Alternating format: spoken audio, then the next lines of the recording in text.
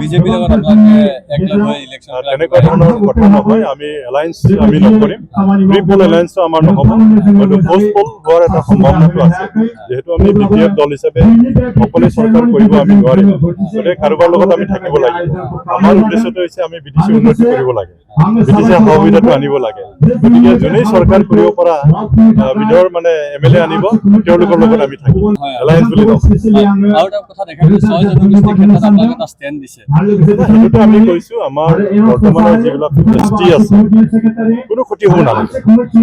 কোনোবা কিবা দাবী কৰাটো সকলোৰে অধিকাৰ আছে, সেইটোতো আমি বাধা দিব নোৱাৰোঁ। কিন্তু চৰকাৰৰ সেইটো চৰকাৰে সিদ্ধান্ত ল'ব লাগে, কি প্ৰক্ৰিয়াৰে তেওঁলোকক দিব পাৰে সেইটো চৰকাৰে সিদ্ধান্ত ল'ব। প্ৰয়োজন হ'লে আইন সংশোধন কৰিব লাগিব। কিন্তু এটা স্পষ্ট বৰ্তমানৰ যিখিনি আমাৰ ST আছে কোনো প্ৰকাৰে ইয়াত মানে ক্ষতি হ'ব নালাগে। BTC নিৰ্বাচন হৈছে আৰু এই গহপুৰ এৰিয়াটো যিহেতু আমাৰ কিছুমান গাঁও BTCত অন্তৰ্ভুক্ত হৈছিলে আৰু তেওঁলোকেও BTC নিৰ্বাচনত অংশগ্ৰহণ কৰিছে। আমাৰ দলৰ প্ৰাৰ্থী আছিলে ধনচিৰি সমষ্টি। এই ধনচিৰি সমষ্টিত তেওঁলোকে আমাৰ প্ৰাৰ্থীজনক বিফলে আমাৰ কেণ্ডিডেটক জয়যুক্ত কৰিছিলে আৰু ইয়াৰেই আমাৰ এই গহপুৰ অঞ্চলৰ ৰাইজে আজি ৱেলকাম আৰু ভিক্টৰী চেলিব্ৰেশ্যন তেওঁলোকে কৰিছিলে। আজি আমি ইয়াত অংশগ্ৰহণ কৰিছোঁ। গতিকে আমিও এই গহপুৰ অঞ্চলৰ যিবিলাক গাঁও আৰু যিসকলে আমাৰ BPF দলক ভাল পায়, নীতি আদৰ্শক ভাল পাই দিছে, তেওঁলোকক আমি ধন্যবাদ জনাইছোঁ, কৃতজ্ঞতা জনাইছোঁ।